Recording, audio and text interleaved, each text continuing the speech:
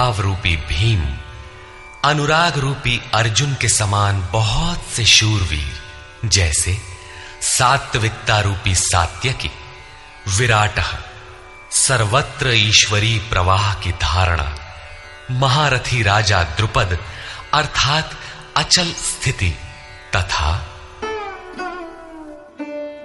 धृष्टकेतुश्चेकितानः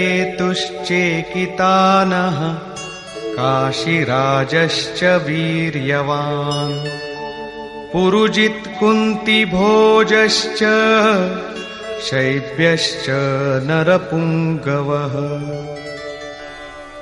धृष्टकेतुः दृढ़ कर्तव्य, चेकितानः जहां भी जाए वहां से चित्त को खींचकर इष्ट में स्थिर करना, काशीराजः काया रूपी काशी में ही वो साम्राज्य है, पुरुजित स्थूल सूक्ष्म और कारण शरीरों पर विजय दिलाने वाला पुरुजित, कुंती भोजः कर्तव्य से भव पर विजय, नरों में श्रेष्ठ शैव्य अर्थात सत्य व्यवहार।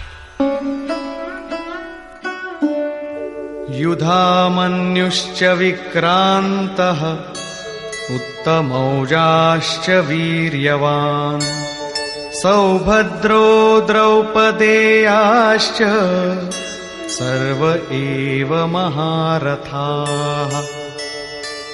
और पराक्रमी युधामन्यु, युद्ध के अनुरूप मन की धारणा, उत्तमौजाः शुभ की मस्ती, सुभद्रा पुत्र अभिमन्यु, जब शुभ आधार आ जाता है तो मन भय से रहित हो जाता है, ऐसा शुभ आधार से उत्पन्न अभय मन, ध्यान रूपी द्रौपदी के पांचों पुत्र, वात्सल्य, लावण्य, सौम्यता, स्थिरता, सहृदयता, सब के सब महारथी हैं, साधन पथ पर संपूर्ण योग्यता के साथ चलने की क्षमताएं हैं। इस प्रकार दुर्योधन ने पांडव पक्ष के 15-20 नाम गिनाए, जो दैवी संपद के महत्वपूर्ण अंग हैं। विजातीय प्रवृत्ति का राजा होते हुए भी मोह ही सजातीय प्रवृत्तियों को समझने के लिए बाध्य करता है।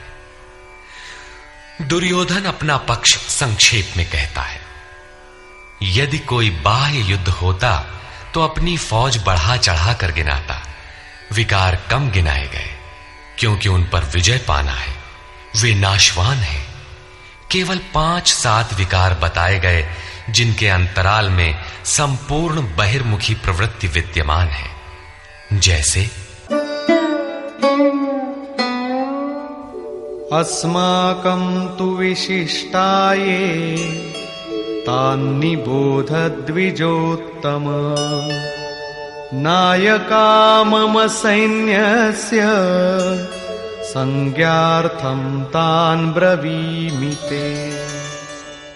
द्विजोत्तम, हमारे पक्ष में जो जो प्रधान हैं उन्हें भी आप समझ लें। आपको जानने के लिए मेरी सेना के जो नायक हैं उनको कहता हूं। बाह्य युद्ध में सेनापति के लिए द्विजोत्तम संबोधन असामयिक है। वस्तुतः गीता अंतःकरण की 2 प्रवृत्तियों का संघर्ष है, जिसमें द्वैत का आचरण ही द्रोण है। जब तक हम लेश मात्र भी आराध्य से अलग हैं, तब तक प्रकृति विद्यमान है, द्वैत बना है। इस द्वि पर जय पाने की प्रेरणा प्रथम गुरु द्रोणाचार्य से मिलती है। अधूरी शिक्षा ही पूर्ण जानकारी के लिए प्रेरणा प्रदान करती है। वो पूजा स्थली नहीं, वहां शौर्य सूचक संबोधन होना चाहिए। विजातीय प्रवृत्ति के नायक कौन कौन हैं?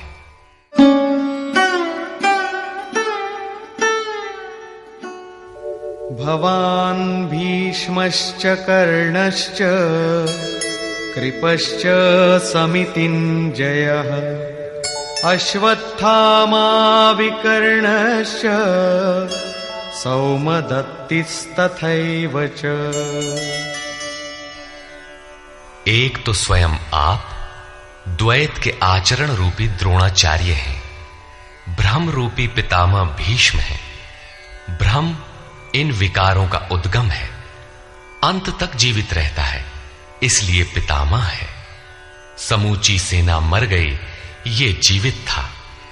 शरशैया पर अचेत था, फिर भी जीवित था। ये है भ्रम रूपी भीष्म। भ्रम अंत तक रहता है। इसी प्रकार विजातीय कर्म रूपी कर्ण तथा संग्राम विजयी कृपाचार्य हैं।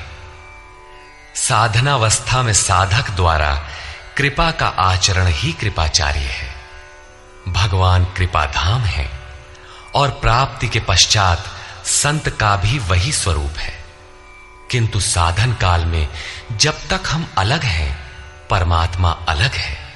विजातीय प्रवृत्ति जीवित है, मोहमयी घिराव है। ऐसी परिस्थिति में साधक यदि कृपा का आचरण करता है तो वो नष्ट हो जाता है। सीता ने दया की तो कुछ काल लंका में प्रायश्चित करना पड़ा। विश्वामित्र दयार्द्र हुए, पतित होना पड़ा। योग सूत्रकार महर्षि पतंजलि भी यही कहते हैं, ते समाधा वुपसर्गा व्युत्थाने सिद्धयः। व्युत्थान काल में सिद्धियां प्रकट होती हैं, वे वास्तव में सिद्धियां हैं, किंतु कैवल्य प्राप्ति के लिए उतनी ही बड़ी विघ्न है जितने काम, क्रोध, लोभ, मोह इत्यादि। गोस्वामी तुलसीदास का भी यही निर्णय है। माया अनेक विघ्न करती है, रिद्धियां प्रदान करती है, यहां तक कि सिद्ध बना देती है। ऐसी अवस्था वाला साधक बगल से निकल भर जाए, मरणासन रोगी भी जी उठेगा। वो भले ठीक हो जाए, किंतु साधक उसे अपनी देन मान बैठे तो नष्ट हो जाएगा। एक रोगी के स्थान पर हजारों रोगी घेर लेंगे। भजन चिंतन का क्रम अवरुद्ध हो जाएगा और उधर बहकते बहकते प्रकृति का बाहुल्य हो जाएगा। यदि लक्ष्य दूर है और साधक कृपा करता है तो कृपा का अकेला आचरण ही समितिंजय समूची सेना को जीत लेगा। इसलिए साधक को पूर्ति पर्यंत इससे सतर्क रहना चाहिए। दया बिनु संत कसाई, दया करी तो आफत आई। लेकिन अधूरी अवस्था में यह विजातीय प्रवृत्ति का दुर्धर्ष योद्धा है। इसी प्रकार आसक्ति रूपी अश्वत्थामा, विकल्प रूपी विकर्ण और भ्रममयी श्वास ही भूरि श्रवा है। ये सभी बहिर्मुखी प्रवाह के नायक हैं।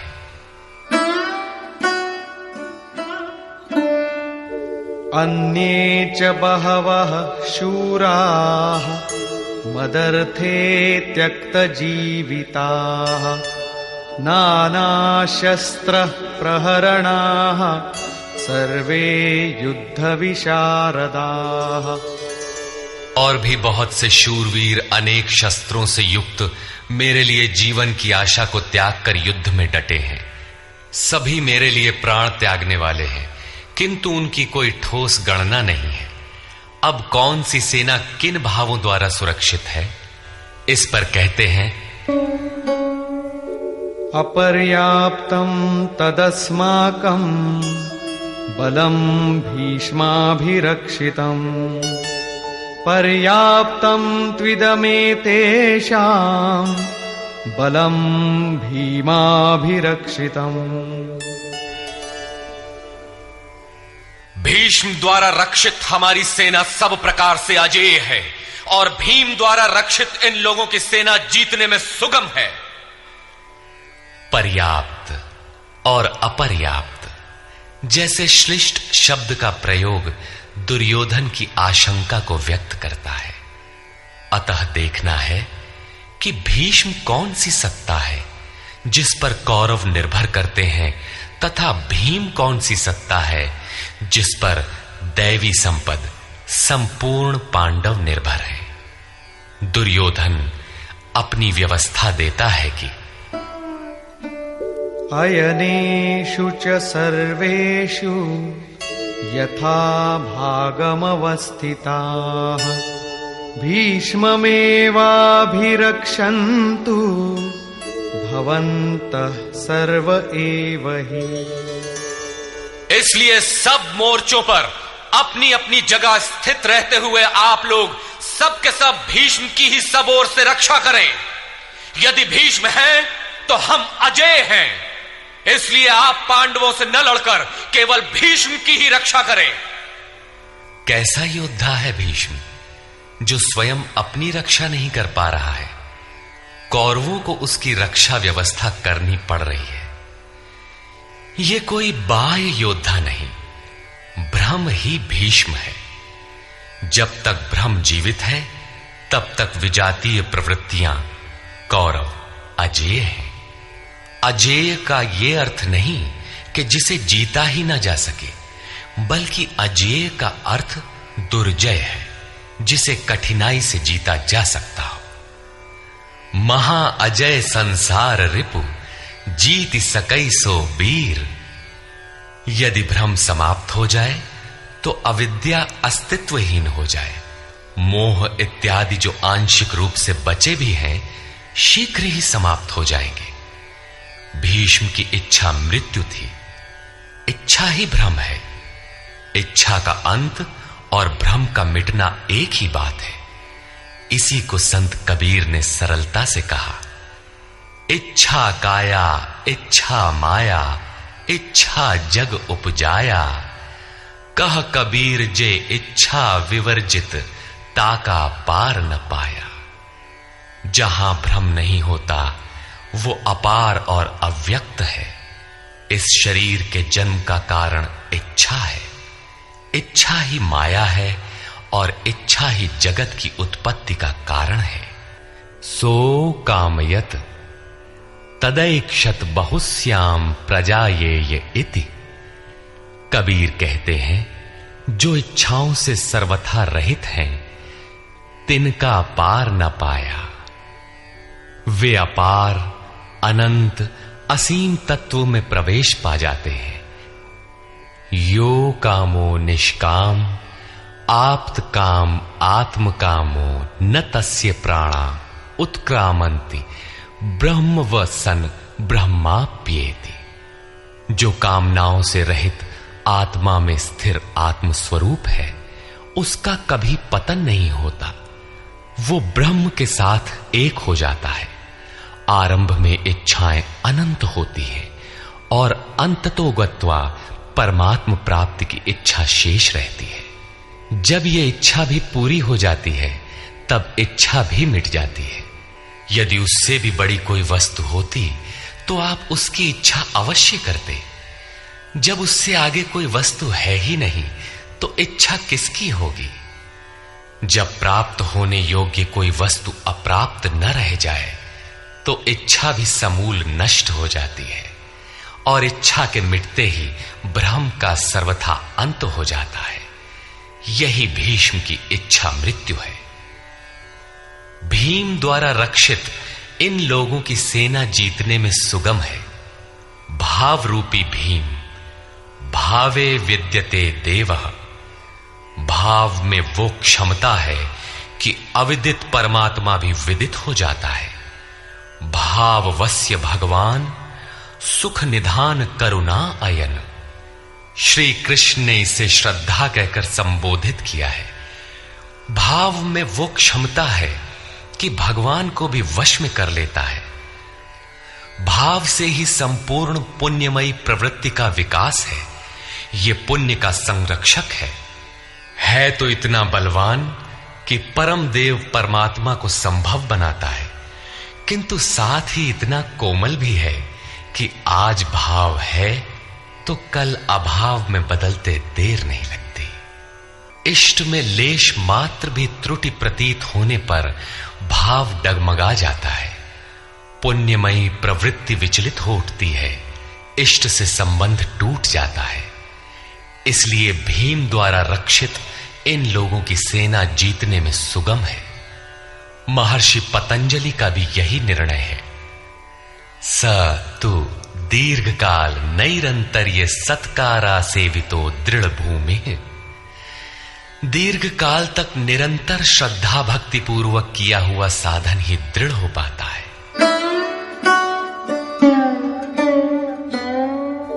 तस्य संजनयन् हर्षं कुरु वृद्धः पितामहः सिंहनादं विनद्योच्चैः शंखं दध्मौ प्रतापवान्। इस प्रकार अपने बलाबल का निर्णय लेकर शंख ध्वनि हुई। शंख ध्वनि पात्रों के पराक्रम की घोषणा है कि जीतने पर कौन सा पात्र आपको क्या देगा।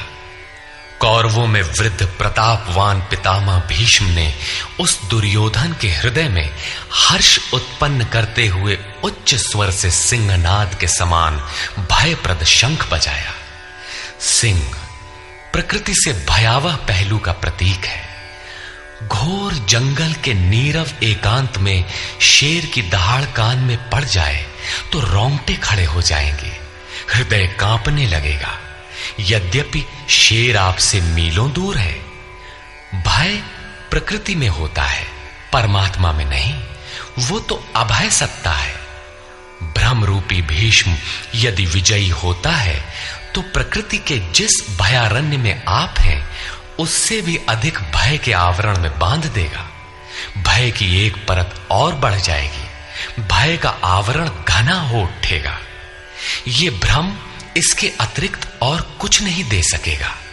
अतः प्रकृति से निवृत्ति ही गंतव्य का मार्ग है।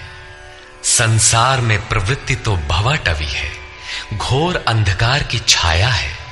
इसके आगे कौरवों की कोई घोषणा नहीं है। कौरवों की ओर से कई बाजे एक साथ बजे, किंतु कुल मिलाकर वे भी भय ही प्रदान करते हैं, इससे अधिक कुछ नहीं। प्रत्येक विकार कुछ न कुछ भय तो देता ही है। इसलिए उन्होंने भी घोषणा की, ततः शंखाश्च भैर्यश्च पणवानक गोमुखाः सहसैवाभ्यहन्यन्त सशब्दस्तु मूलोऽभवत्। तदनंतर अनेक शंख, नगारे, ढोल और नरसिंहादि बाजे एक साथ ही बजे। उनका शब्द भी बड़ा भयंकर हुआ। भय का संचार करने के अतिरिक्त कौरवों की कोई घोषणा नहीं है। बहिर्मुखी विजातीय प्रवृत्ति सफल होने पर मोहमय बंधन और घना कर देती है। अब पुण्यमयी प्रवृत्तियों की ओर से घोषणाएं हुई, जिनमें पहली घोषणा योगेश्वर श्री कृष्ण की है।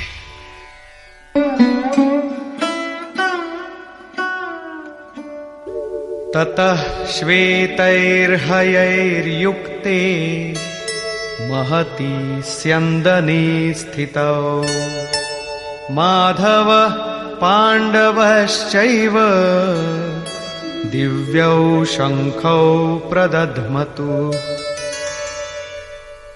इसके उपरांत श्वेत घोड़ों से युक्त, जिनमें लेश मात्र कालिमा दोष नहीं है, श्वेत सात्विक निर्मलता का प्रतीक है।